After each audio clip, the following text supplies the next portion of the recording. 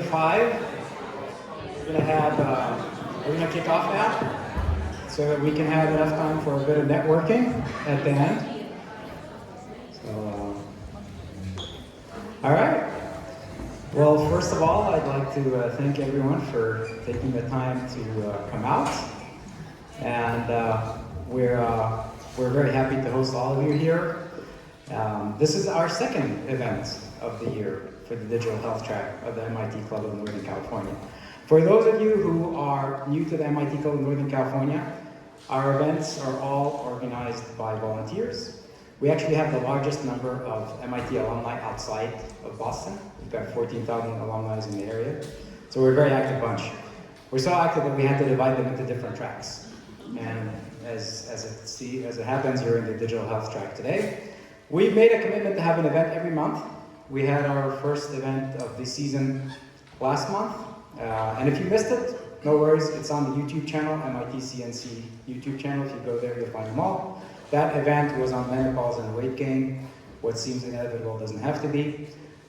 Today's event is really a topic that's been in the news and really needs a lot of attention, and I felt it would be very worthwhile of an event for all of us. It's the GLP-1's event. And in December, we have an AI and aging technology event on December 10th. It's not going to be here though, because this place was not available, so we're probably going to do it at Valley Research Park. In January, we've got our big signature event, which is the AI in Healthcare / Biotech Innovations during JP Morgan. It's going to be like a little startup showcase. We have it every year. This is going to be our 6th time of having it. We give startups the opportunity to showcase their technology and their innovations during the JP Morgan conference. And then in February, we've got our very own volunteer, Anya, who's going to set up an event on gut health. So we're looking forward to that. So packed calendar.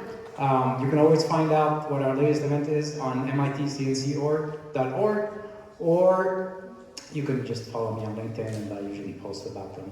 So that's it. Finally, if you do want to help us volunteer, we're always looking for new volunteers. So just reach out to me, or reach out to any of the other club volunteers. Club volunteers, can you raise your hands for a second? Yeah. And just give us your name, and we'll add you to the mailing list, and you'll be in the whole loop. All right. Without further ado, I'd like to thank our speakers and welcome them. I very carefully wrote down their biographies, and I'm going to read that so I don't forget anything here. We've got some established speakers in the field. Sorry for the background. So let's start with Dr. Rami. Dr. Rami is the CEO and co-founder of Meetup Health. He's a UCSF trained internal medicine physician, obesity specialist, and healthcare technologist. His work focuses on user-centered design to transform healthcare interactions and workflows, redefine the patient experience, and improve both physician and patient satisfaction. So as a CEO and co-founder of Meetup Health, he built a national platform that combines medical supervision, nutrition, physical activity, and behavioral therapy into an integrated obesity care model. So thank you for joining us. Thanks for having me. Yeah. And Simon is the Chief Product Officer for Verta Health. Simon comes from a tech background with over 25 years of experience in product leadership, business strategy, and technology innovation. He's led teams that scaled products across industries, from advertising and imaging to digital health. Prior to joining Verta, Simon was the Chief Product Officer at Kaya Health, where he drove rapid revenue growth and operational scale.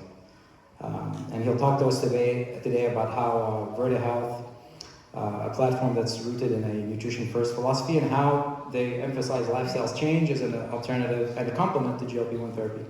Thank you, Simon. And finally, Chris Hansen, who's the co-founder and CTO of Olfactive Biosolutions. Chris is an entrepreneur and technologist whose work sits at the intersection of biotechnology, sensing systems, and the food and beverage industry. He has more than 10 years experience of working with ectopic olfactory and taste receptors, and is the co-founder and CTO of Olfactive Biosolutions. So what Olfactive does is they use food ligands to activate receptors at increased levels of GLP-1, GIP, PYY, and other satiety hormones in the human body, leading to natural methods to treat obesity and diabetes without risky side effects. So I'm really looking forward to hear that perspective as well from you, Chris. Thanks for joining us. All right, let's get straight into it. I think, I was wondering where to start this. I mean, the first thing that really irritated me today is I opened my HSA account and I found an ad for GLP-1. And so it's chasing us everywhere, right? And I was like, okay, so there's got to be some method here behind when and where and why we prescribe these medications. And I'm not sure how they got to me, but they did. So anyway.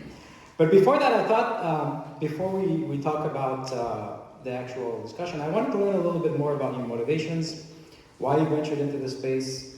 And I thought to start with you, Simon, because digital health hasn't really, I don't know, we haven't seen the incredible exits that we've seen in tech. So I was really curious to see why, from a career in ad tech and high tech before joining Kaya Health and now Verda, what drew you to digital health and why Verda specifically?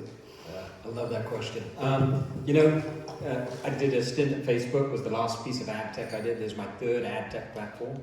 And each of the three platforms were almost identical. The problem space is just not that interesting at the end of the day. There's a lot of interesting problems, but I really want to give back something meaningful. I like to say I want to have a meaningful impact on a company that's having a meaningful impact. And that drew me into, first of all, agriculture tech, funnily enough. And from there, my CFO at that company landed at Kaya. And that's when I fell in love with the idea of health tech. And the problems are so immense and so meaningful, and there's so much opportunity to create impact, to make the world like tremendously a better place. And I think you'll see stories from all three of us today of the kind of human impact you can have with technology when you marry it together with the human care, and there's nothing quite like it. There really isn't, when you get it right. And how have you managed to, get comfortable with a slower pace and scale, right? I think that is interesting, and we were chatting about this earlier, it's like Teo as well. Starting a health tech company is incredibly hard, right? So I think getting to 1 million or 10 million in revenue, getting to 50 people is way harder than a lot of other spaces. But once you start to get the flywheel spinning, the problems are so immense that the scale comes quite quickly. And I think you're starting to see this, Hinge is at that point, Amada's started to get that point, Verda's at that point. There's a few of them now where, when your TAM is 200 million Americans, 1% goes a long way, 3% is large, 10% is an enormous business. And so it's harder, I think, to start in health tech, but it might be easier to scale. All right. And Rami is a clinician founder. I don't know that many clinician founders, to be honest. I think, the general thing is that you typically go into private practice. You see some that end up being CMOs, but you're the actual CEO of the company. What drew you towards entrepreneurship? Tell us a little bit about the history of Inara and why you decided to start it up. I was just trying to solve something, and then it just led to another thing, and just up the ladder you go. I mean, it started with me being a physician first, and doing a stint in design thinking at Stanford. I came to the realization, or I discovered that a lot of the patients that I took care of carried this guilt with them, and decided at some point that I was sort of frustrated with the fragmented nature of healthcare and the way that a lot of folks were being told their chronic disease or their obesity was the result of their self-failing and not really being told about the biological picture. So I decided to dive in. The first thing was to solve for that. And then once we got to a point where we could solve for that and we wanted to create a care model where people did not feel like they had to earn or deserve their care, that they really felt like they could walk in and find a place that could personalize therapy and support them, independent of which walk of life they were coming from. Then I said, I need to bring it to more people, and that started a journey about 4 years ago. About 4 years ago now, where we try to scale and bring this to other clinics. And it's been an interesting journey, and it is definitely slower, hard to get to a certain point as in healthcare, but I always think about, it's not always just about enrollment and growth, it's about impact. And And so it's not just about new members or new patients, it's about how you engage them, how big of an impact you have on them, and how you can create outcomes that last for their lifetime. And so if you take a stretch of a person's life and you can create a way for you to have an impact on them across life, then you're having a big impact. And if you start measuring impact, then the numbers start to look really, really big. And that's where I like to focus. But you could easily just be a CEO, yet you still develop one day a week to see patients. What motivates you to continue to do that?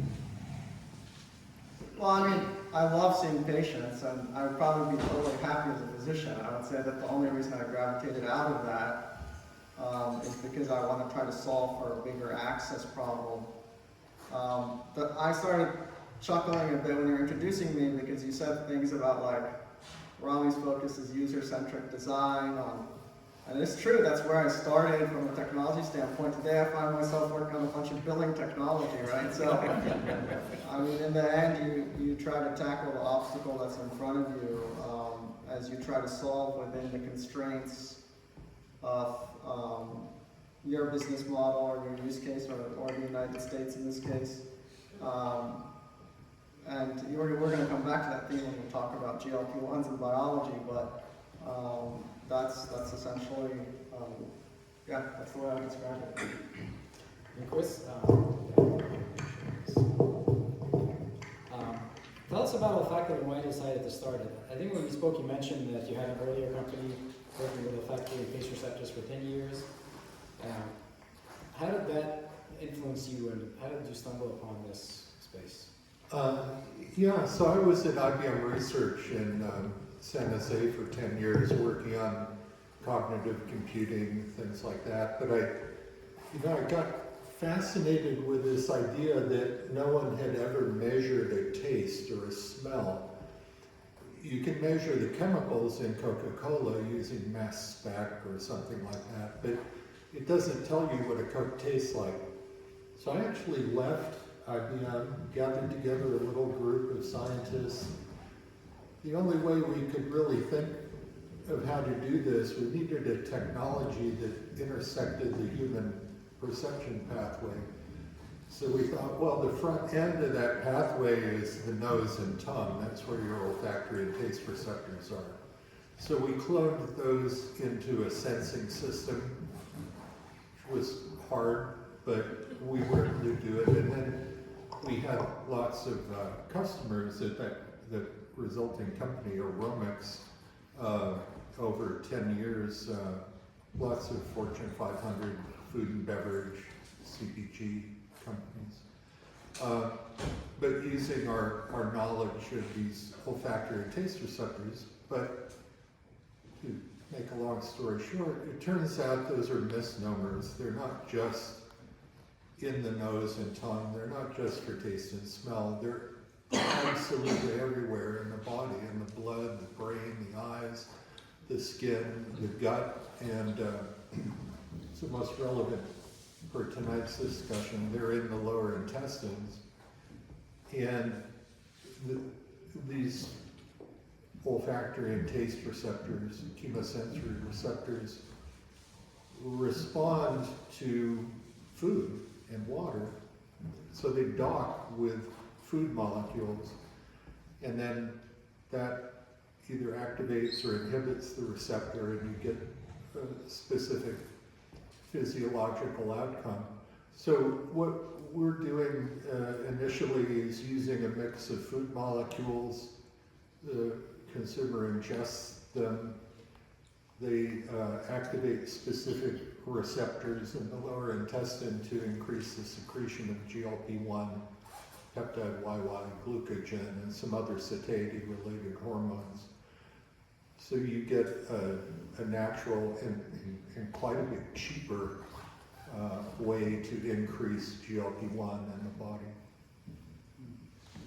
Thanks for that. So let's talk about a little bit of a history of GLP-1s. Maybe you can, because you've been at this for a while, so you've seen the earlier generation stuff, the Saxenda, you've seen the Mounjaro and the Ozempic, where they would only be used for diabetes. I think it's the same formulation.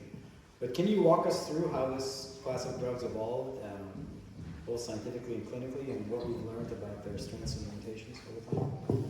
Am I supposed to be a historian? Yeah. There's nobody better qualified to answer that question. We've been responding for the longest. I'll talk. Yes. So I mean, the utilization of GLP-1s now is almost a 20-year history. So GLP-1s have been around. You know, I have this joke where I'm like before semaglutide somehow made the national scene, which by the way, I had been using it for 18 months before that, but you know, somehow during COVID, 2021, it got super popular, largely because of the FDA approval around it for weight. But before that, I'd go to, if I went to a dinner party like this, which by the way, it's always fun to go to at dinner and have a talk about obesity because everyone just asks you what you should eat. And I'm like, I'm not the food police. But you'd go and people will talk about weight loss, it's a common topic, and everyone will become your diet advocate. And everyone has their opinion about diet, and it becomes a whole lot war about diet. And if I told people I was a weight or obesity physician, they'd ask, what is that? Are you like a dietitian? And then all of a sudden in 2022, you'd go to a party and you'd say, I'm an obesity doctor. It was like, hey, do you have samples of those? There's definitely been a shift in time, but the evolution of the medication has been similar to our evolution and understanding of a lot of other medications. And so if you go back to the history and origins of looking at GLP-1s, it has to do a lot with studying the changes that happen with bariatric surgery. And that allowed us to start discovering the different appetite hormones, one of which was GLP-1. The other one was, I'm forgetting the name here. Leptin. And so initially, people tried to create a lot of therapies around leptin. Those failed. And so GLP-1 sort of emerged out of that cohort of research, but it was it was a lot of work and a long sort of trail of research in the process and a lot to learn about evolution and biology. And GLP-1 is just part of a huge class of incretins, a lot of which will be coming to the market either combined with a GLP-1 or alone. And if I was to tell you why these molecules are changing healthcare is because we used to use medications that target one receptor and one organ. So as you know, healthcare evolved. You have your kidney specialist, your heart specialist, your brain specialist, etc. But the difference, and as as technology took off and we started to understand how organs talk to each other, these are molecules, all of the incretin class talk to more than one organ. And so we're starting to understand how the body talks with each other, how certain things you eat impact your receptors, how those receptors then talk to your brain, right? And so what was the difference between the first generation of GLP-1s and this generation of GLP-1s that allowed weight loss to be so much more potent? And it's really the fact that they're a smaller molecule that crosses the blood-brain barrier. So they're much closer to natural GLP, which released from your stomach goes to your brain and says, hey, we're full now, amongst other signaling and pathways that it's doing. So that's the way I would explain it in a nutshell. That's a good explanation. But actually, that comes back directly to what you and I were speaking about the other day, Chris, which is this whole food-based signal in the gut and how it nudges to release the satiety hormones versus actually taking an injection, superficially, and God knows what pathways it has to get to in order to get to where it needs to get to and what kind of effects that can have on the body.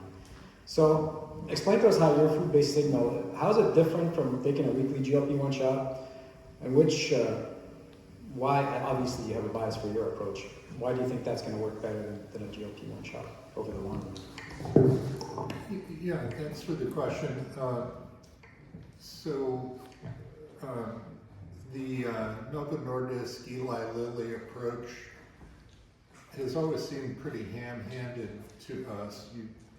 You take a syringe full of a synthetic, basically an edited GLP-1 that has been edited to last longer in your body, and you you just jab that in to a random part of your body and hope for the best. And yeah, so some of that synthetic GLP-1 goes where I guess GLP-1 is supposed to, and you get the satiety effects. It's under 400 Daltons, so it's small enough to go into your brain. But you know, it's going places where GLP-1 normally wouldn't show up. So our approach with food molecules, you know, you look at the receptors in your lower intestine, you think, well, what have they evolved to dock with? Well, food. It's what humans put in their body, food and water. So the food molecules can dock with those receptors and increase the levels of satiety hormones, including GLP-1. And we suspect that might be healthier. You know, you can get some very troubling side effects with GLP-1 prescription drugs. Some indications of vision loss or pancreatitis. Those are relatively infrequent, but if they happen to you, they're catastrophic. So. Okay, I want to shift a little bit to the digital health strategies behind some of these therapies and how we've actually approached them. Maybe Simon, you could tell us about that, because I've been following Verta since its inception, actually, since 2018. I remember when you were in a small office in San Francisco. It was one of those rent offices, and so for those, what's that? We worked in We work days, exactly. It was a we work. That's right. And when your company began with a bold vision to reverse type 2 diabetes through nutrition and behavior change alone, and that was really a ketogenic, insulin-sparing program. So that was really the focus, and maybe you ran with that for the first 3-4 years, and in recent years, maybe the past 3 years or so, you turned it into today's broader metabolic care platform for obesity, diabetes, and sustainable weight loss. Why don't you tell us about what led that change and how that delivery is different, if at all? Because, yeah, I think there's some substantial changes there. Yeah, it's kind of interesting. I think it's one of the things that Simon did well. For those of you thinking about startups and startup journeys, there's always like the vision of all the things, right? But when you're small, doing all the things is usually not your best strategy, right? So focus, focus, focus. And so what Verta's doing, and I can talk a little bit later about the ghrelin pathway, which is where the GLP-1 show up in the brain, and other ways of activating it, which we do nutritionally. It ends up showing up as improved metabolic health, and metabolic health treats many things. And there's a growing body of evidence. It's not just diabetes, it's not just obesity, it's going to show up in liver health, it's going to show up in cardiac health, it's going to show up probably in Alzheimer's, it shows up in certain kinds of cancer mortality rates and all sorts of interesting things. But if you launch a company that says, we solve these 32 conditions, and try and sell that and prove it all at the same time, you're going to end up going nowhere. And so although the way that we work treats many things, we focus really specifically on one that's very easy to identify, that's very expensive, and that payers are very responsive to, which was diabetes, because diabetes care gets very expensive. It has a lot of drug costs, and drug costs are very easy to see when they go down, so there's very little debate. The prescription rates fell, so I guess you saved us money. And so it became a really efficient way to launch the company. But the thing that's really neat for us is when we added obesity, we didn't change the protocol. It's the same thing, improving metabolic health nutritionally. You happen to have all these extra benefits. And we start to see it almost organically. One of the beauty is every week we have a member come on and talk to the whole company about their journey. And it's always incredibly moving. And even if they came in for diabetes, they're going to achieve a lot of weight loss, because that's sort of systemically what's happening. You're improving their whole body health in a number of ways, as you said. These things are all very interconnected. The body isn't just one specific thing, one specific condition. So that's the beauty of what we're doing, is from a nutritional perspective, the change we're trying to help members make, it's really the same thing. We're teaching you the same set of things. You're getting a lot of benefits. Where it shows up as different is it shows up different when we're selling to a payer, because we're now talking about more conditions. And eventually I think you're seeing the market is beginning to be ready to talk about metabolic health as a whole ensemble. And you'll actually see again, the pharma companies are probably going to pave the way of it here because they've already realized, they know this too, they know that GLP-1s actually have a long tail of conditions they're helping with for exactly the same kinds of reasons. And so you'll notice when you look at how these drugs are being put together, and the way they approach the FDA, it's no longer a single condition. They're talking about a suite of conditions, so they can get one set of approval across the full suite of stuff. And although they approach it from a different end of the metabolic pathways, it's really going to have that same sort of tailwind. You'll see the pharma companies putting a lot of energy behind.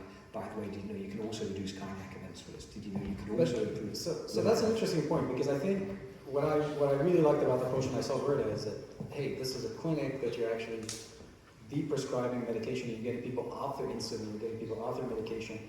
Now it seems like the messaging is, and I don't know if this is a surrender to the pharma companies or it's working with them really, but how do you consolidate that? Because it's, you know, I see that your recent messaging emphasizes all-in-one GLP prescribing plus lifestyle support. So how do you consolidate, you know what I mean? Why aren't you going right after, like I felt like there was a point where you're saying no to GLP-1s, now you're more accommodating of them. Explain to me that shift and how you... Absolutely. So we still believe in nutrition, right? Nutrition is the best way to solve these problems. But we acknowledge something, which is the pharma companies are creating a tremendous demand for GLP-1s. And so people are coming to us on GLP-1s in the same way that they've come to us on insulin, right? And you wouldn't say, oh, well, you have diabetes. We don't believe you should be on insulin at all. Let's just cut that immediately and see what happens to you. And so since people are coming in on GLP-1s or requesting GLP-1s, the natural thing to do with payers is talk about, well, you know, what's the best strategy to get people off a GLP-1 in a sustainable way? And so that's where we try and position ourselves as, you know, the off-ramp from GLP-1s. And so we don't prescribe. We don't go to people and say, hey, you should take a GLP-1. Although, and I think you may talk about this a little bit, yeah, what we see very, very interestingly is GLP-1s are very effective. Right? So as a drug, if you're talking about weight loss, they're a very effective way of achieving weight loss. And actually, when you add nutrition on top, they become even more effective. So we tend to see about a 25% faster weight loss on a GLP-1 with nutrition on top. And so there's going to be certain places where you might say, maybe this is the best way to start someone on their weight loss journey. And because it's reducing food noise, that's one of the key things that prevents people from feeling empowered to make behavior change. Maybe there's a class of people where it's even the most effective way to help them make their lifestyle change, is to work on the food noise first and then do the nutritional changes. So I think we're very evidence-based in terms of what works best for people, but we know the destination, which I don't think people want to be on a drug forever, and you don't have to be. And so what we know is the destination is clear, which is the destination should be nutritionally supported weight loss and nutritionally supported metabolic health.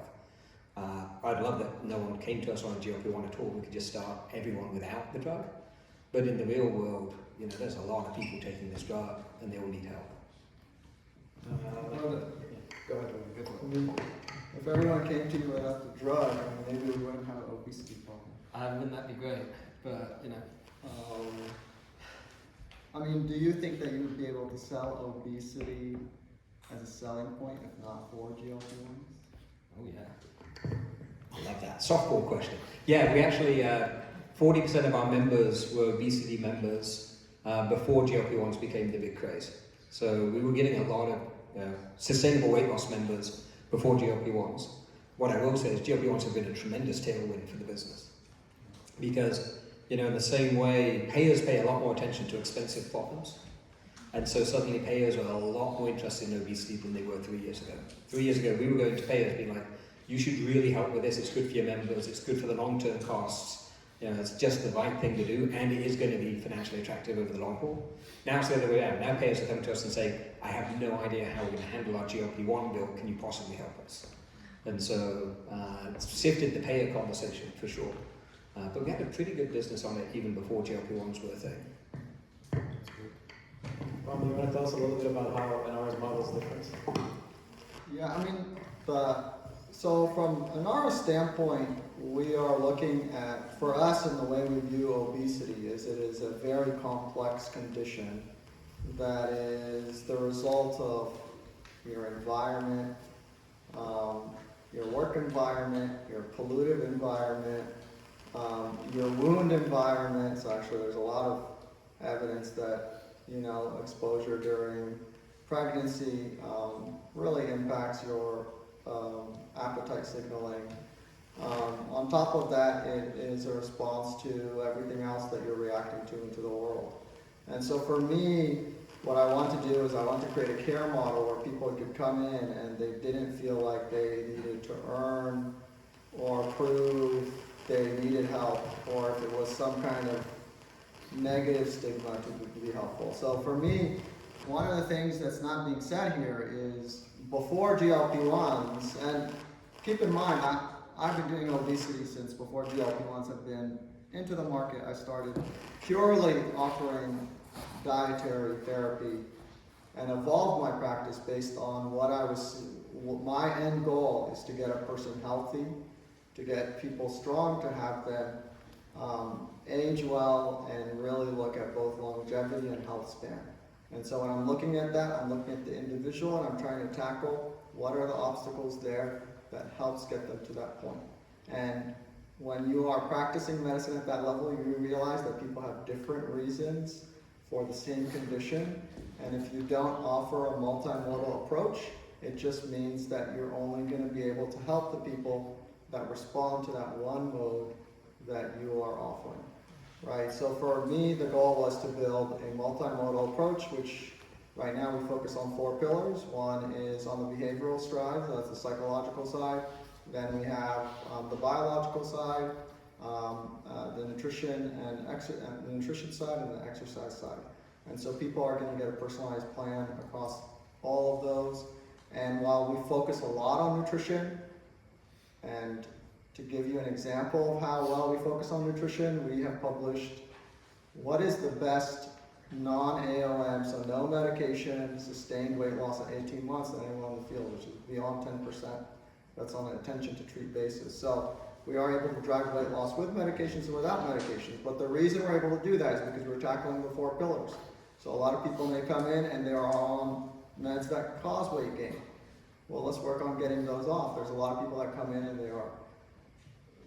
The main thing we gotta focus on is stress or stress reduction, right? We often have to work with people for a year before we even start weight loss because we have to get them off tobacco or alcohol or some other behavior that is more toxic than weight for their health span.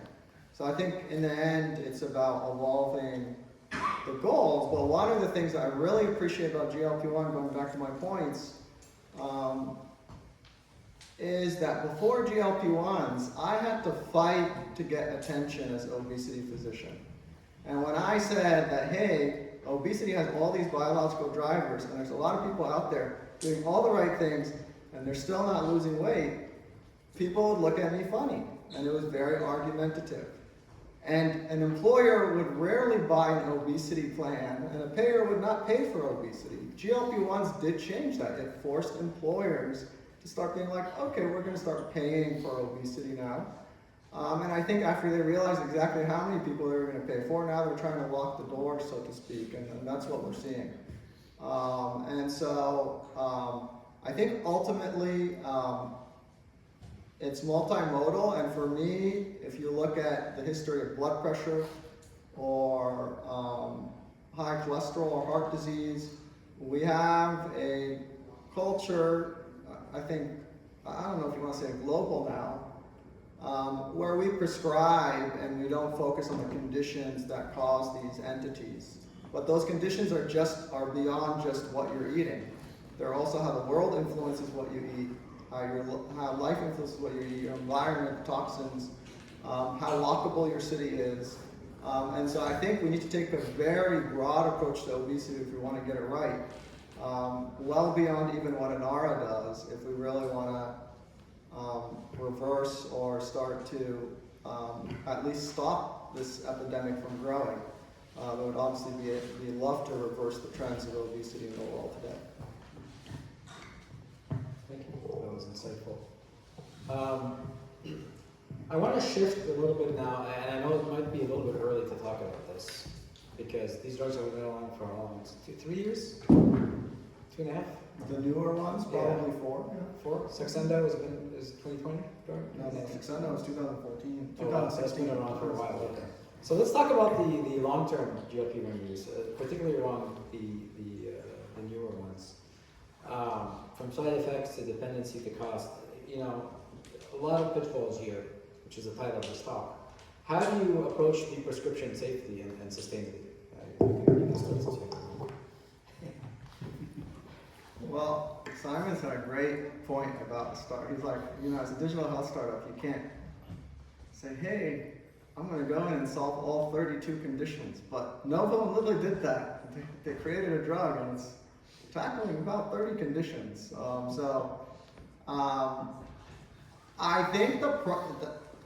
I think in the end, it's there's a lot in that question. Because we are in a healthcare market where drug pricing is totally off, right? So if GLP-1s were at the cost of what they are in Europe, I don't know that we would be having this discussion today as much as we are. We're in a place where payer, provider, and pharma incentives don't align. And so within that context, the question of who pays for this long term and should it be paid for become those questions. But the real question is why should GLP-1s be treated any differently than your medications for heart disease or for high cholesterol or for high blood pressure? And I'd love to see a good answer for that because I haven't found one. I think they're just as effective for obesity and they probably have better outcomes than a lot of those medications that we cover. And we didn't have debates about who should be paying for those drugs as those drugs emerged. So I do think that rooted in that question about who should pay for this is a stigma against weight and a misconception about what creates weight and what causes weight gain. And we got to tackle that, and then we really got to fix how we pay for healthcare and the motivating drivers for each of the pathways. But yeah, that's a big view answer, a macro answer. Well, what's a good analogy? Is insulin a good analogy, or blood pressure meds are a good analogy? Like somebody who's got. Yeah, I mean, let me tell you, there's a recent trend. Let me give you an example. There's a recent. Let's say, for example, one day you got a headache, you went to emergency room, turns out your blood pressure's high. You go to your doctor, and your doctor says, I want to prescribe you this blood pressure medication. You're like, great. You go to pick it up at the pharmacy, and the pharmacy says, oh, you're not allowed to get this medication. Your payer or / employer says that you have to get it through this one entity. So go get this entity, sign up for them, get approval for this blood pressure medication, right? And, then the entity has a checklist, which is like, are you on a low salt diet? Check. Are you making sure you're walking 30 minutes ago? Check. Are you doing X? Check. All right, now we'll give you the medication, right? So, I mean, we would not accept a world where that was the case for blood pressure, right? We wouldn't. But somehow in the GLP world, we do have vendors that are popping up and offering these type of narrow networks. And I think payers are trying to limit the cost of GLP-1s because, it's unexpected cost. But I think the problem is that we're all putting the problem back on the individual. Right? Versus being like, hey, look, the problem is the way we price things and pay for things here. Let's solve that, right? And we're trying to just input the price back onto the individual and be like, well, your employer doesn't want to pay for this, the government doesn't want to pay for this, and the pharma companies, they want this much for it. So, in the end, we pay for it, right? But in the end, we would not treat GLP-1, we shouldn't be treating GLP-1s different than other medications. That doesn't mean that I don't believe in agency. I believe strongly that people need to make behavior change. And as a matter of fact, for me, the question always is, there's all this question about, and there's all this promoting of GLP-1, what's it called? Adjacent care models, or your care partner, your GLP-1 care partner, or your GLP-1. I don't look at it like that. My goal is getting people to their goal. And a GLP-1 is a tool in that conundrum of you getting to your goal, right? You improving your health span. And if the GLP-1 helps, great. If it doesn't help, no. So a GLP-1 is a tool to help you make behavior change and keep it sustainable long term. For some people it's great, for other people they don't need it. But we shouldn't be building programs around GLP-1s. And we shouldn't be creating unique pathways for GLP-1s because they're no different than any other medication we've brought to market. But the reason we're doing that is because we still have the stigma against weight and what drives it. that's a good point. Thanks, Ron. So actually, I want to take it over to Simon because you don't have that luxury, right? Because your customers are employers, right? That's your main channel.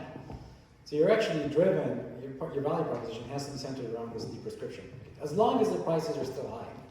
So how do you actually operationalize that, and how do you make that work for patients? So, super good question. And I'll say, riffing off Rami a second, we may be creating accidentally a good model here, which is, I think it's also forcing people to be diverted to specialist care for something that you normally would have been just like, here's your pill, off you go, and your PCP is too busy to really give you the help. And so when you end up at a place like an hour or like a Verdo or like somewhere else, one of the things I think that is really powerful here is the sheer cost of the problem, the sheer scale of the problem, might be forcing a bit of a change that feels really healthy to me, which is ensuring that people that have this problem are actually getting the wraparound help they really need. Because as Rami said, this isn't, a unidimensional problem. Right? Our coaches spend a lot of time also working on, you might also be needing to get some mental health help, or you might be working on some other issues before we can really do too much on the behavior change that's going to help you be sustainably healthy. And the wraparound care that you need to really treat these conditions is quite large and generally lacking. There are some places where you point out, Stanford has a great clinic that serves all of these things, right? In the same way they have eating disorder clinics and specialty care and stuff. But most people do not have access to the wraparound specialty support that really helps them address the problem. And if you're just getting pointed to a prescription, you're band-aiding the problem at best, for sure. And so this is an accidental benefit that I think is coming out of the scale of the problem, the cost of the problem, is it's maybe forcing change in a really healthy way in the care system. Now for us, the way we think about it is very similarly to an I would say that you're trying to help someone get to lifestyle change that supports their end goal, which is usually a multifaceted thing. And we're known for nutrition because that's the core pillar that we make a lot of progress with. But there's usually a bunch of things that someone's going to have to be ready to do before you can actually deprescribe and expect lasting benefit. Because if someone came in and they've made no real progress or changes, and you take the drug away, you can expect the weight's going to come back. And this is what the data shows pretty profoundly. Most people come off of a GLP-1 within a year for a variety of reasons, and most people regain that weight within 2 years. And that's a tragedy when you think about it, to have someone who got help, made progress, and then reverted back all within 3 years.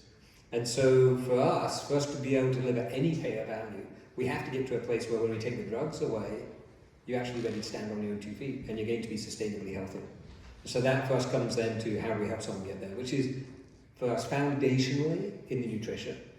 Because it turns out that if you change the nutrition in a particular set of ways, you're likely to see very sustainable benefit across a spectrum of conditions, the same spectrum that the GLP-1's are trying to treat from a different point of the pathway. They're coming down through the gut, up into the brain. We tend to trigger it from a different point of view, but it hits the ghrelin pathway basically the same way at the end result. And then you're seeing all the same downstream effects.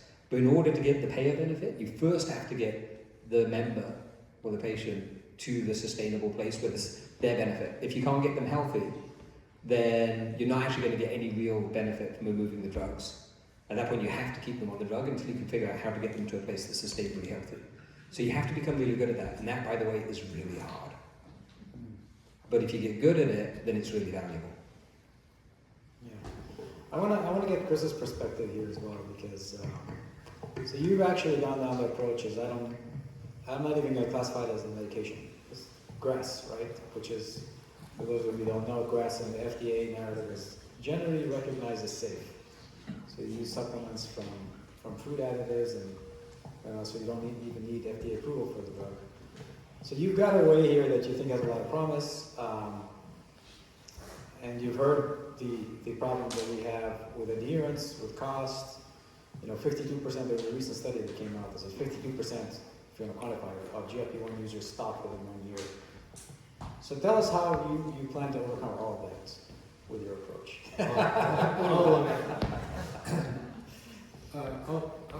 Let me address the last one. What do you do for a sustainable long-term solution?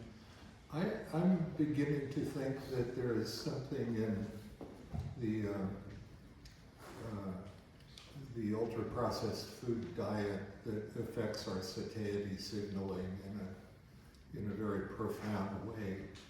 And we've found our users have a marked drop in food noise, they feel full longer, and when they stop taking Pivot, which is our weight loss formulation, oftentimes they don't seem to go back to the way they were. Now, we haven't been around for very long, so I don't have a 5-year horizon, but I have a couple of year horizon, and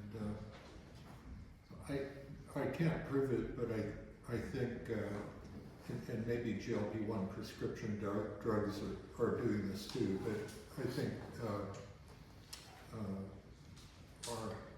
our formulation is resetting some of the satiety signals.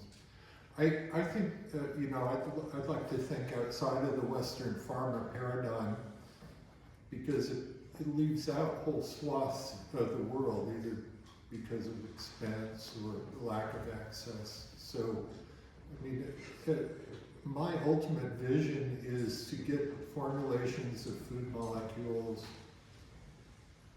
that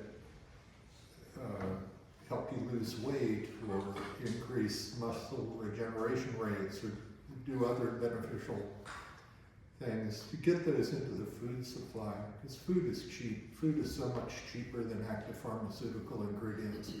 So you could treat big populations around the world cheaply with food formulations added to cooking oil or rice or various other staples. So I feel like maybe I'm rambling, but No. Was that not the history of processed food? that's I'm a not good- saying they're the same thing, but processed food started as trying to get food that was cheaper, right? And more spread, so obviously a different goal here. But Yeah, we're actually talking to a number of the large food and beverage companies who are looking at the GLP-1 craze and, thinking, our food sales are going down. So what do we do? well, what they do is they make processed food that's resistant to GLP. Well, some of them are considering, adding food molecules into their products to increase the natural GLP-1 levels. So, as odd as it sounds, you could eat Kraft macaroni and cheese and lose weight potentially, or have a real diet Coke,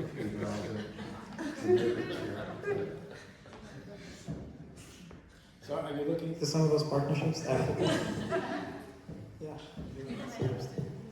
I would say all the big food and beverage players are looking at this with trepidation and they don't know what to do. So they are looking to people like us for guidance on how to respond to this. But it goes beyond food and beverage. It's clothing, clothing retailers, it's restaurants. GLP-1 is affecting society in many ways. All right. Let's shift gears here for a second. I want to talk about policy and health equity and coverage, and I think it comes with the cost piece. Well, one thing that struck me was in the NARA study that you presented at the last Obesity Medicine Association. That when Medicaid patients gain access to anti-obesity meds, their outcomes match those of commercially insured patients. Otherwise, you see the big gap that people who are on nutrition only and on Medicaid perform about half the weight loss of commercially insured patients. And then boom, you put them on anti-obesity meds, and it wasn't GLP-1's alone, by the way. It was including some of the older Saxenda and some of the other ones. And then the curve converges. So what are we saying? Are the meds the socioeconomic equalizer? And if that's the case, it's kind of a sad story for our society, right? You know, so we, yeah.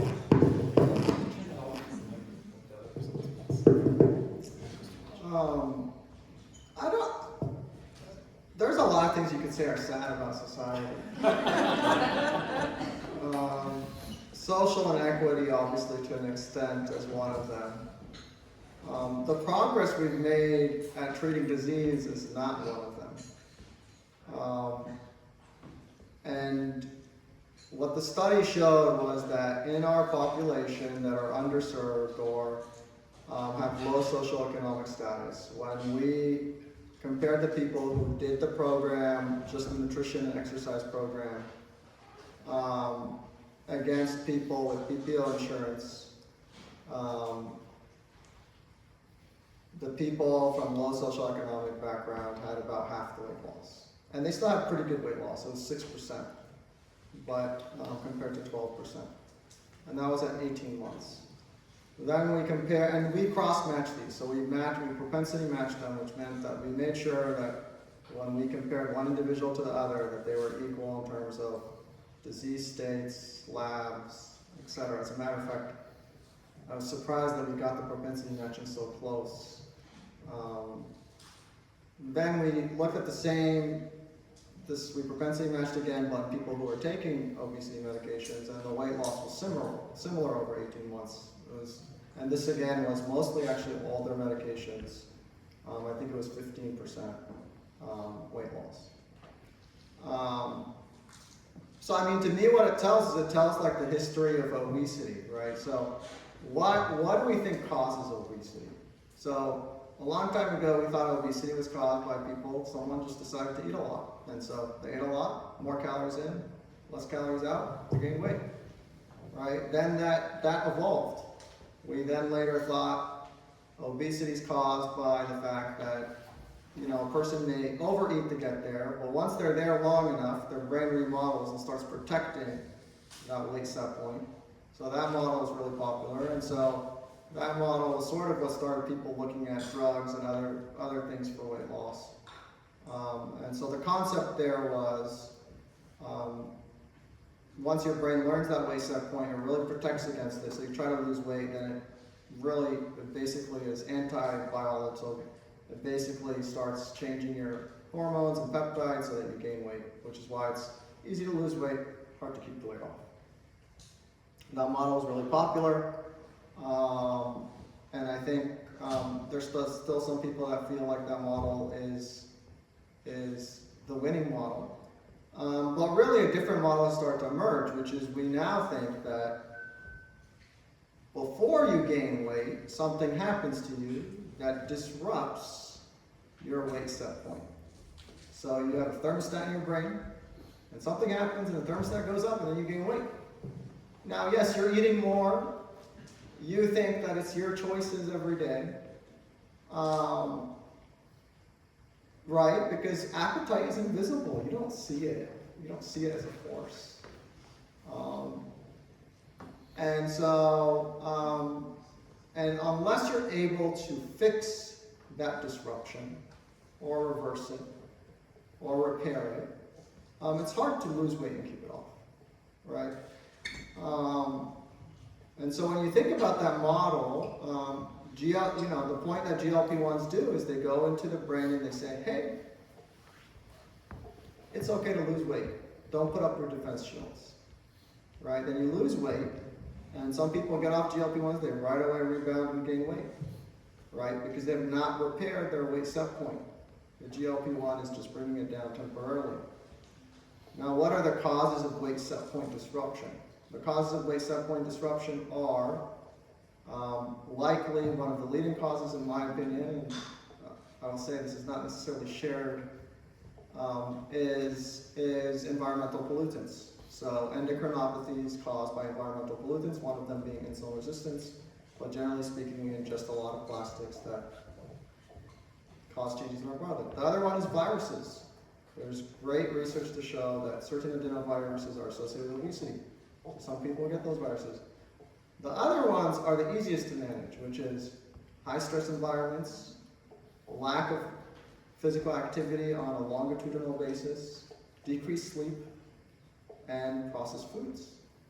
And so in order for you to be able to lose weight and keep it off, you have to do a few things. You have to be able to lose the weight first, keep it off long enough so your weight set point can learn your new weight, and at the same time you have to figure out if your weight set point is disrupted so that you can fix the things that may be causing that disruption. And the bad news is that you could keep the weight off for 5 or 6 years, and then that same disruption happens. So let's say it was disrupted by a high stress environment, pregnancy being one of them. Other ones could be, someone in your family dies. Other ones could be, a high traumatic event, and happens again, and weight starts going up, right? We reflect to thinking that's our fault. It's not. And anyone who wants to experiment in this, I don't know if anyone here has tried a 48-hour fast, but eat clean for about 2 weeks. And by clean, I mean whole foods. Definitely no, only drink water, black coffee, and tea. And do a 48-hour fast. Then, have 5 Diet Cokes a day for 2 weeks. And then do a 48-hour fast. And you will find that your hunger is way out of whack going into that 48-hour fast, especially at the 24-hour mark. So, when I started, the reason I got interested in this was because of some of the things that they've been talking about, which is I locked down on some evidence and studies that doing something called a very low-calorie diet, which is not a low-carb diet, but it's a low-calorie diet for a certain period in time, changes the baroreceptors in your stomach to make you feel less full. So for me, it was like, wow, this is like a drug. And indeed, a very low-calorie diet done for 90 days is like a therapy. You have to do it perfectly, you have to do it well, but you don't get hungry, right? But the point that I would make is it doesn't always last. And so one of the problems I have when people talk about deep prescribing, and again, you're talking to someone who has taken several people off GLP-1's and kept them off, is everyone's personal biology is different. And if we put nutrition or the way we eat or the way we lose weight on some kind of moral pedestal, we're going to fail a lot of people, right? So it's just about really finding and personalizing that pathway for each person. And going back to social economics, for some people, there's a lot in their environment they cannot control, right? I can't tell someone who is living off food stamps to not live off food stamps. I can't prescribe that, right? So we have to think about more proactive solutions. And it happens to be that the newer obesity medications are essentially, when you think about obesogenics, which is environmental things that cause obesity, obesity medications are a leveling force against those. That's just the way it works, right? So giving those people a tool goes a long way, which is why this new Gavin Newsom, stopping Medi-Cal, which by the way will not save the state money, is a big mistake. Because those people are the people that need it most, those people that will benefit most. I think what we need to do is find ways to keep people engaged on it, keep people taking the medication, and then if we're going to do prescribe it responsibly. And so that's what, and I do agree with Simon that some of the good things is, as part of this, there have been more programs that offer nutritional-based, behavioral-based, exercise-based therapy, and the reality is that was not, when I started 10 years ago, it was a claw and a fight to get anything covered in that world. And now it's getting to be easier. Where I disagree, though, is that we shouldn't put that as a litmus test for each individual. It needs to be part of the care plan, and a person needs to feel safe about what is best for them. Right? And there are some people you talk to they're not going to make, there's certain behavior changes they cannot make quick enough. So if you can work with them and create a great relationship with them, get them to a healthy point, and then in 3 years you start working with them on behavior change, that goes a long way in terms of being able to address total population, basically being able to address obesity care across the spectrum of people. Thanks. Actually, I want to ask Simon a question.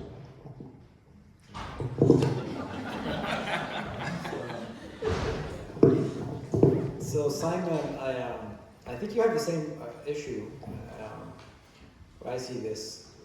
When I looked at the ketogenic diet, and I believe in it, by the way, because I've seen people do it in front of us. But it also tackles an accessibility issue, right? Because typically they become more accessible to higher income populations, right? Buying clean food, buying clean protein, eating a lot of vegetables. How does Verta help make those programs more equitable? Because I think you're still in the same track where only those who can afford it can actually do it. I think there's a little bit of a misnomer there because we've now got data across nearly 250,000 people, and we've covered all the socioeconomics, and we see very similar results across the board. Okay. But I think you're right in one way, which is, and Rami mentioned this, in the environment around you, right? There's going to be certain places where the environment, I think, is tougher. I don't think it's an economic issue as often as if what everyone is eating around you is as uniformly unhealthy, it's harder.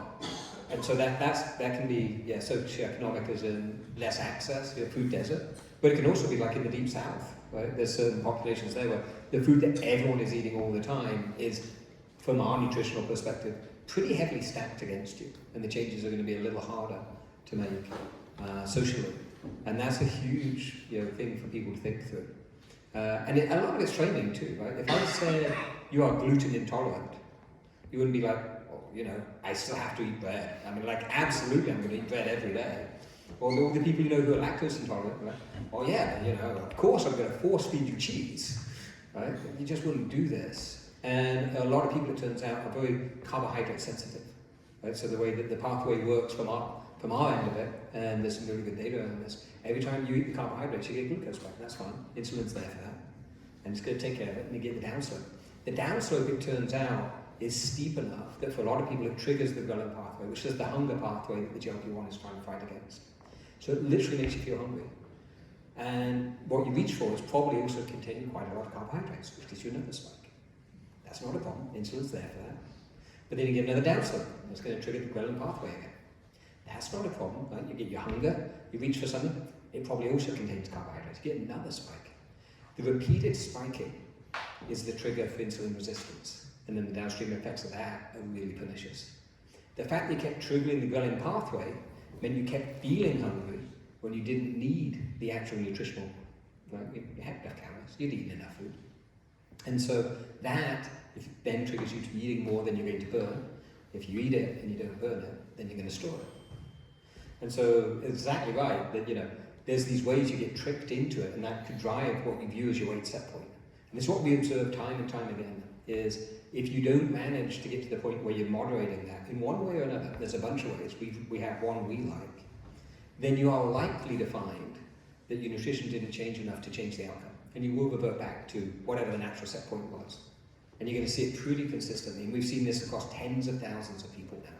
So we have really good high-end data that, depending where you land on how much you change your diet, will be very predictive of where your weight is going to land over time. Extremely predictive. This is just one way of getting to it, because the GLP-1's hit the ghrelin pathway from the other end. But the carbohydrate slope is a really predictable way of triggering that pathway. And so the faster you spike your glucose up, the faster it comes down. That downslope turns out to be one of the things that is probably at the root of a lot of metabolic unhealth, right, of metabolic disease. And that's why we see such consistent results. There's a lot of ways of getting there nutritionally, and so you don't have to make it expensive. You can pick some pretty fancy, expensive ways of eating it. They're very tasty, by the way. But you can actually eat really tasty, healthy food if you're just thinking of yourself as being relatively carbohydrate intolerant and finding out what your own carbohydrate tolerance is. The other thing that we see, and we see this with very good data now, because we measure the ketogenic response, which tells us how the body is processing food. The actual set point in terms of how carbohydrate resistant you are and what your tolerance is varies by person. And it also varies by how metabolically healthy you are. So you can take someone who's been very diabetic, they've got a lot of insulin resistance, the body's not performing particularly well in a lot of ways, and they're going to need a much lower level to start to repair the damage. Once you're metabolically healthy, you could be 3 or 4 times as much carbohydrates, and your body's just totally fine with it. In the same way, there's probably, if we weren't around this room, we wouldn't all have the same lactose tolerance. It'd probably vary quite a bit amongst us. And so I wouldn't say you should all eat exactly the same amount of lactose and you'll all be fine, because you'll actually have fairly varied responses, because your body is fairly different. That's great. So, yeah, this is way optimistic. Script or script? I'm gonna try to wrap it up, but I do have a question. Yeah, sure. In terms of what Olfactive is doing, I believe fully in like whole foods, but I have 2 kids. And I just wonder if you guys have looked at school lunch, where I think actually your impact could be very significant. That's where it would really excite me in terms of what you guys are doing, because, my daughter knows what I do, and she'll just look at me and say, oh, so you want to talk to me about obesity and diabetes? And then she'll just work. So we have this fun back and forth relationship there, but I just wonder if you guys have looked at that space, because I feel like that's like the prime area for what you guys are doing. No, we actually hadn't thought about that, but it's an interesting, Use the mic. Just put it close to your mouth. yeah. We haven't looked into that, but it's an interesting area. It's something I know nothing about. I think it would have the potential for huge impacts, because changing, kids are picky, so I think the struggle has been, even though there are models where they are trying to get more whole foods and vegetables into the meal, even then they still have the chicken nuggets, right? Spray with a bunch of. That's it's like, here's your chicken nuggets and here's your vegetables, and the kids are, but I think that's a place where you can make a huge impact on the population. And I think if you can take that processed food and make it even just less obesogenic, it would be huge. I would look, that might be worth looking into. Well, the reason I was going with this whole thing, and I'm gonna exit, well, not even just the US, but even the food deserts of the US. Like, my home country is Egypt. Like, people are they're actually well fed, but they're malnutritioned, right? So you see a lot of people that eat just a lot of carbs. And I went to India, by the way, it was the same story. I felt like, everybody was vegetarian, but it's actually carbohydraterian. Everybody was just eating a ton of carbs, and everybody was, very high diabetes incidence. So tell us about, because that's where I see this could be a very interesting play, where you go to these parts of the world where they've just been left behind by the pharmaceutical industry. Like, nobody can afford Ozempic in Egypt. I was looking at some of that. The prices are just like here, for example. So what's your vision there? That would be a huge place to play. And metabolic syndrome is rampant in some of these economies. That's where we want to partner with food and beverage and ingredient companies to be able to treat chronic conditions through the food supply. And have you looked at, like, how do you want to make a massive impact? Would you go through the Gates Foundation, for example? Or, how are you going to get it to the masses? Bill hasn't returned my email. That's another question, because he's gone maybe after infectious diseases. I don't know when they're gonna turn their attention to obesity, but yeah. Okay. So let me see, because I did want to leave time for questions. We're about 7 minutes over the actual allocated time for the talk. But so let me just ask each speaker for some final thoughts. Maybe starting with you, Chris, since you have the mic. In one sentence, what gives you hope about the future of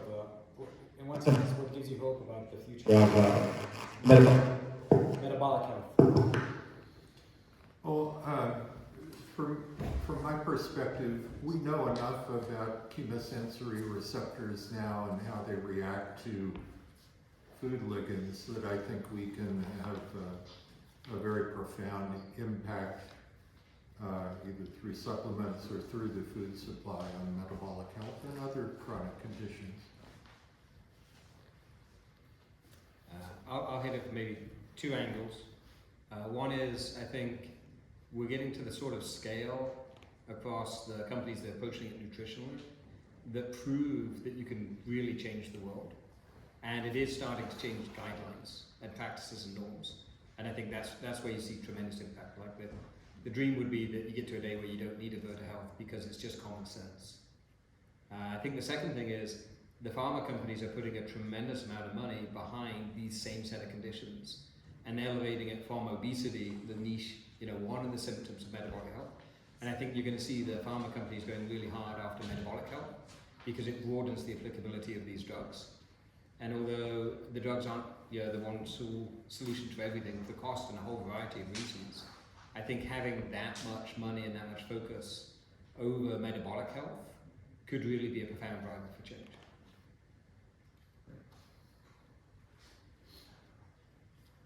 If Congress passes a budget. Similar to Simon, I think one of the things that is emerging that gives me a little bit of hope is there is a little bit, and I will say a little bit, more acceptance of alternative or more holistic care models, and hopefully payment for those models that people are starting to think about. That before would be totally off the plate. I do have a worry that we could get to a world where we are GLP-1 resistant. And so that would be an interesting world. So I do think in the end I think some of the activity I'm seeing in terms of the attention and the actual investment being put into whole person care, if done correctly, can start getting us to look at all the aspects that impact our health, and that can drive, I think, systematic change, which is what I believe we need to address the obesity epidemic. If you look at tobacco, we had meds to help with tobacco cessation, which were good meds, but if it wasn't for the system-wide changes, we wouldn't be where we are today in terms of how that was a very successful way we dealt with that epidemic, especially compared to global. When you look at the American health system, there's a lot to complain about, but, go other places and see how much people smoke versus here and the ramifications thereof. So I do think ultimately, I'm hoping that some of this interest I'm seeing in whole person care will span to broader policy. And I think once we start tackling the system issues with the emergence of these great medications and the fact that this is really only the first inning of those meds, I do think we can tackle the obesity epidemic. All right. Well, so join me in thanking the speakers. I think what we will do first is, we'll thank them first. Let's do that.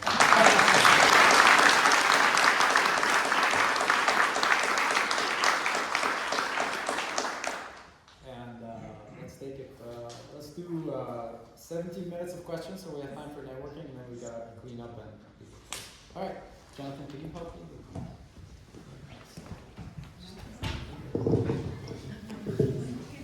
Here. Thank you. That was a great presentation. I've been following Verta from the beginning. I do work in the cardiology space, and people thought you were crazy. So it's very impressive the progress you've made. I'm curious, Rami, and a bit for Simon, you talked about the womb and the importance probably of the epigenetic connection. Can you talk a little bit more about that? And I'm curious, with the rates of obesity entering pregnancy now, have you seen from your employers an interest in preconception or postpartum being impact points to help their long-term curve? Yeah, I think for the last 7 years, I've always wanted to establish like a maternity program within Inara, but I haven't been as successful at scaling the company as I'd like to be. So we're still a long ways from that. But there's a lot of data showing that our weight entering pregnancy alongside what we eat during pregnancy does impact weight. As a matter of fact, there was one study that showed that it was the strongest predictor of obesity between the ages of 20 and 30.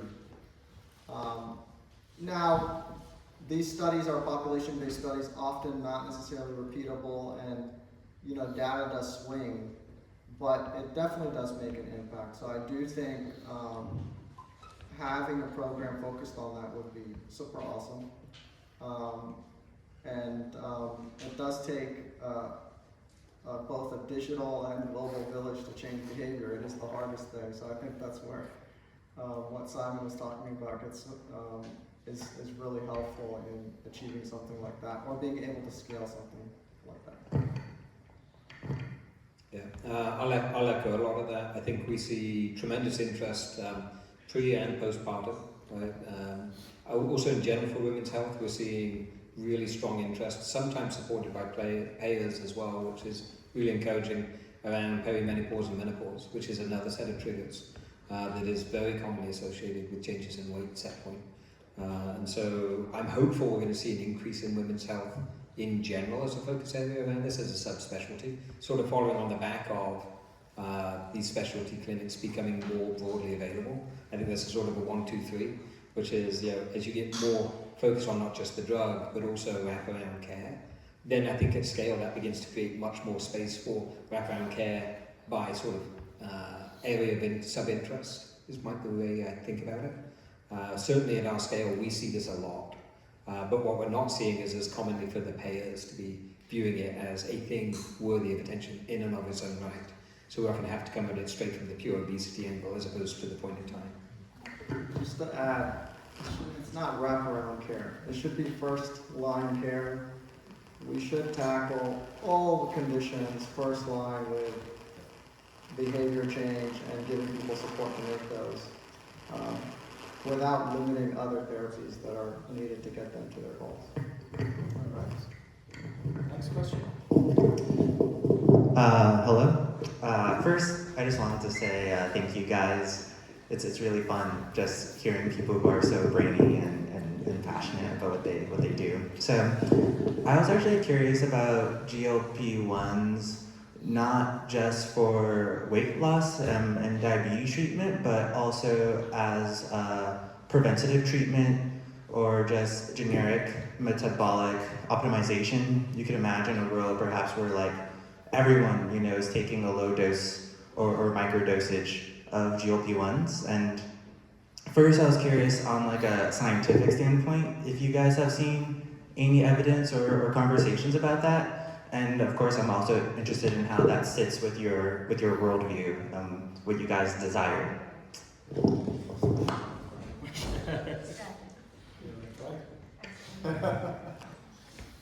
I was just telling Simon it's a very Silicon Valley question. There's a lot of people who obviously say, hey, should I take microdose of GLP-1 even though my weight is fine? Look, the weight set point, I mean, we're in the world of AI, and there is some underlying intelligence system that drives our weight and our organ-to-organ communication that is far sophisticated that we have not gleaned understanding of it. So what I will tell you, if you do a microdose of GLP-1 and you don't need it, it may help you out for a bit of time, but probably your brain is going to adapt based on what else it's responding to. Now, in certain scenarios where everything else is ideal, and there's no other disruptors, perhaps it can help optimize for things like going to a party, going on vacation, X, Y, and Z. So I don't think we know, and we don't have data on it. But I do think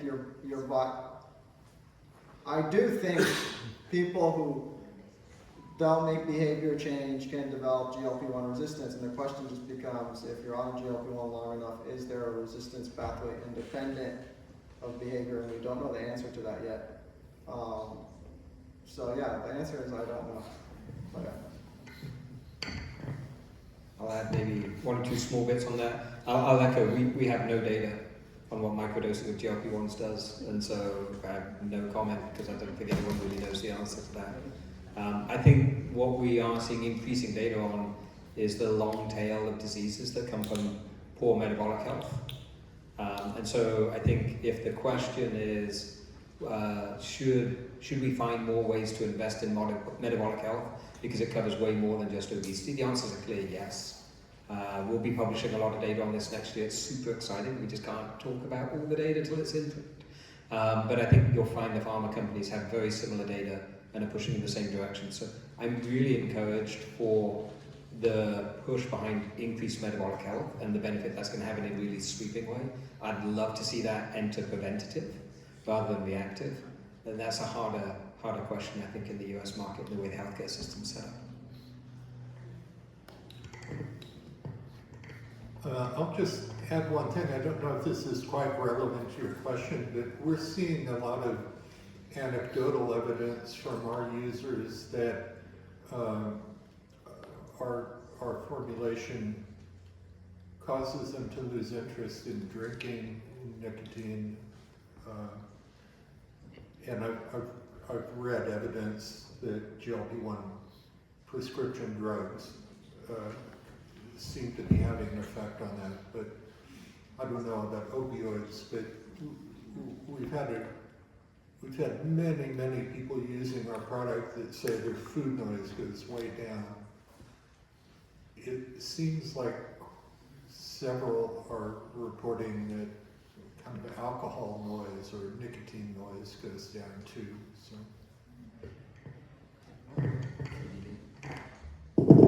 Hi, I had a question about how long you've seen someone actually be on a semaglutide or a GLP-1 and what the result has been from that data you've collected from long-term use.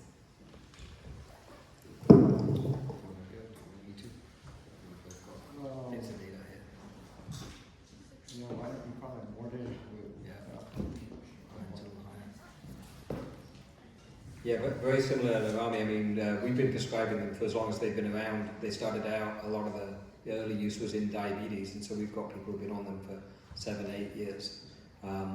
But I don't think people have studied it in a way that I would call well controlled to see what is the effect of the GLP-1 compared to all the other things that are going on. So I think we're really yet to see from a pure, I'm just taking GLP-1s and that's the primary thing I'm doing, and trying to get controlled studies around that. I don't think we know enough. So I would sort of hesitate to comment too strongly on prolonged GLP-1 use as a primary line of defense, as opposed to when someone's on a GLP-1, when they're on a GLP-1 with us, most likely they're also making a lot of behavior change. Because if they're with us for long enough for us to see the longitudinal data, then we sort of it'd be really hard for us to disentangle the behavior change and nutritional changes from the drug. And so I'd need to see data that would be the people who didn't continue with Virta and do the A/B between those sets. And that data is really hard for us to come by.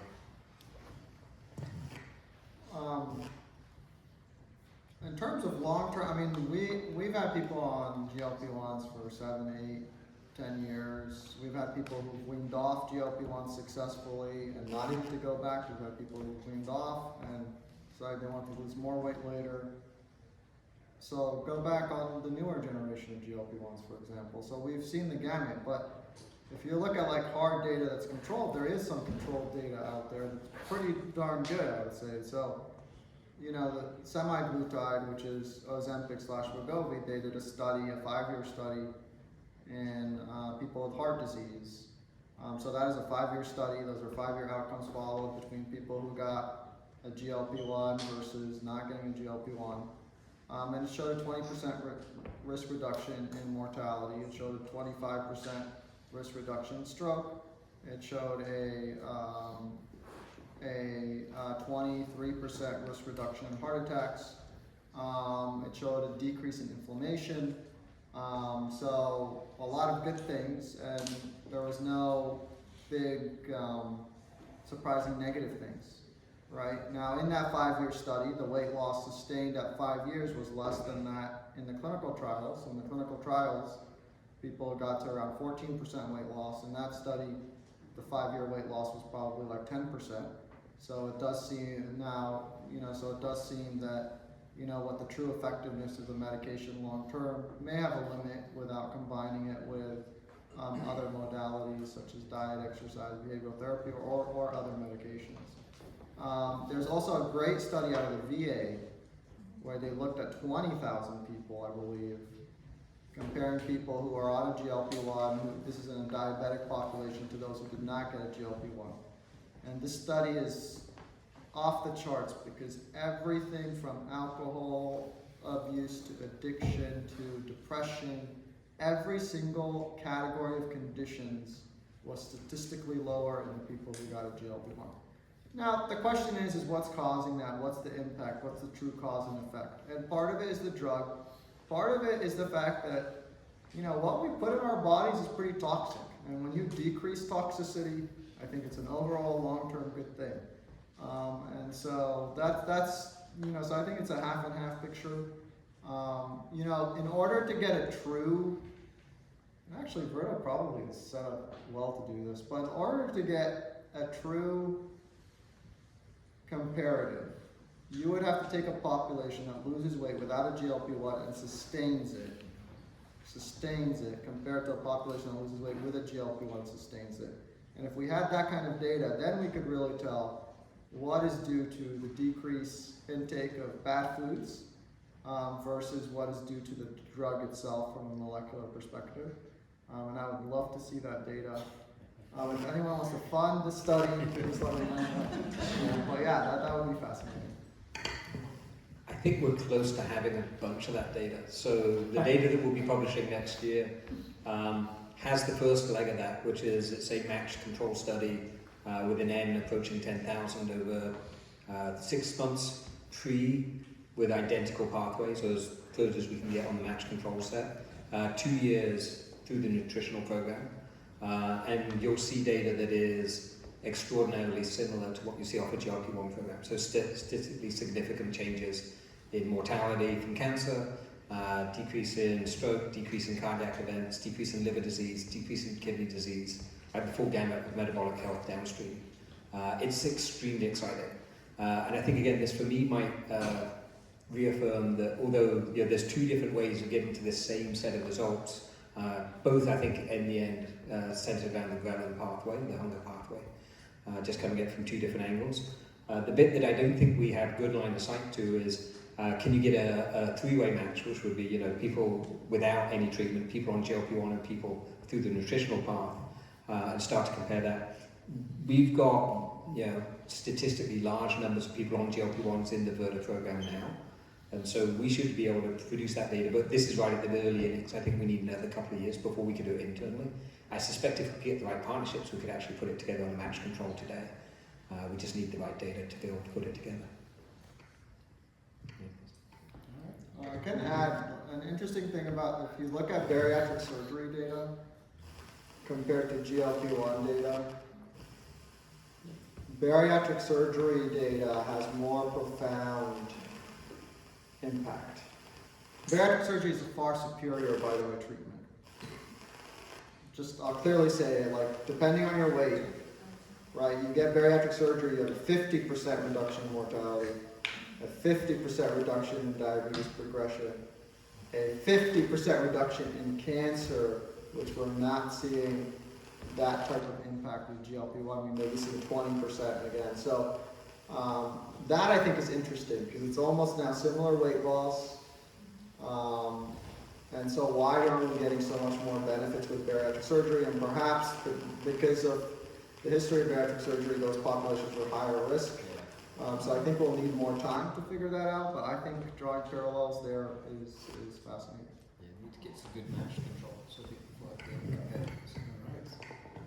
One last question. Yes, hello. Thanks to all the panelists for donating your time, and just really, as someone who doesn't really have much background in biology and biotech, I was able to really understand a lot of what you were saying, so I appreciated that. And so my question was directed to Dr. Rami, and so Dr. Hisham was talking about how international communities might they can be well fed, but maybe they're not well nourished enough. And so that reminded me of how I saw that there are lots of children in Nigeria right now who are being double burdened because before they were experiencing malnourishment and now suddenly they're like actually experiencing obesity. So I was wondering, Dr. Rami, how you see maybe with your holistic approach and like with equity, how you might like plan a strategy for children in Nigeria or people with similar experiences. Can I answer that question after I have a strategy for people in California? I mean, we know that periods of hunger or starvation impact our appetite signaling and later influence how we eat. We see this all the time. It can lead to binge eating behavior. It can lead to increased satiety. So there's a relationship between being undernourished or in a starvation state to developing obesity later in life, I think, because of both the psychological trauma of it, as well as perhaps the some signaling change. And you know, it's a population that is understudied to begin with, so there's not a lot of data on this. You know, I do think ultimately the solution to obesity globally is to have more food control, right? So, you know, we have companies that are able to push changes in foods and processed foods without going through the FDA criteria that a medicine goes through, and I'm not saying they should, but there should be better criteria for it. And I think that you know, the more global attention we pay for that would help. I think that's number one. There's other things, which is, you know, don't adopt a super high stress work culture is another thing that could help. But in the end, it is about how you develop your communities, and you know, you make them walkable communities. You make them communities that have support for parents. You make them communities that have less social isolation. When you work on developing those things, then I think you'll get less obesity. As much as I love what drove me into medicine was the story of like the old man walking on the sea with the starfish. I don't know if any of you have heard it, but there's an old man on the sea. He's walking there, there's a bunch of starfish washing ashore, and he's taking each one, throwing it back into the water. And a young kid comes to him, you know, he's like an arrogant kid, thinks he knows the world, and says, "Hey, why are you doing this? They're just gonna wash back to shore, like you're not." And he says, "Well, it matters to this one." Right, so for me, you know, I was a poli-sci major in UCSF, and I really wanted to tackle all these big issues, but in the end, I think the world defeated me, But in the end, I gravitated towards being able to make impact on individual lives, and I think that is my domain, and global is the domain of people that are working on how cities are built in the future and how we live, and there's a lot there that I don't know, but hopeful that it can improve. I want to hear from Chris first on that one, actually. Yeah. Because I think your food solution has a vision there on how to reduce the consumption of these high, low nutrition. What do you think? Yeah. Yeah. Well, I mean, again, I'm kind of very specialized in food ligands and receptors, so I think cheaply we can put formulations of food molecules into the food supply that affect receptors to give you better metabolic health. And food is so cheap compared to pharma that I think that could be workable.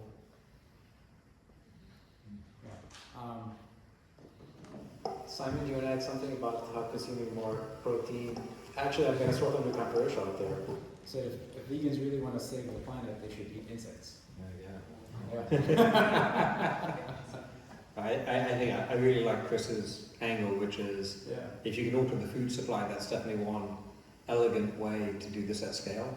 I think the other one is, you know, if we understand what makes you metabolically unhealthy, then maybe we can change how people are educated about food from the get-go. And then suddenly the solutions to some of these problems that seem acceptable today might not seem like good solutions in the future. So that'd be the thing that I think we would think about, which is we certainly know some changes you could make to food, nutrition, education that would make a profound impact and that could be applied anywhere in the world pretty easily and trivially. But that's a lot to do, right? That's policy change, that's education change, that's schooling, that's communities. It's a long-term, slow burn. So I think the things we would hope for would take a long time. I think we might see quicker results through addressing it in the food supply directly as a first phase. All right. Well, I think that's it for today. We're going to leave some time for networking. Why don't we ask the speakers? Once we've wrapped up, you can have a one-on-one with them. But I would just like to take a minute and say thank you and present you with some MIT swag. Now that winter's coming, this is a tumbler. You can keep your hot drinks nice and hot. Courtesy of the MIT Club of Northern California.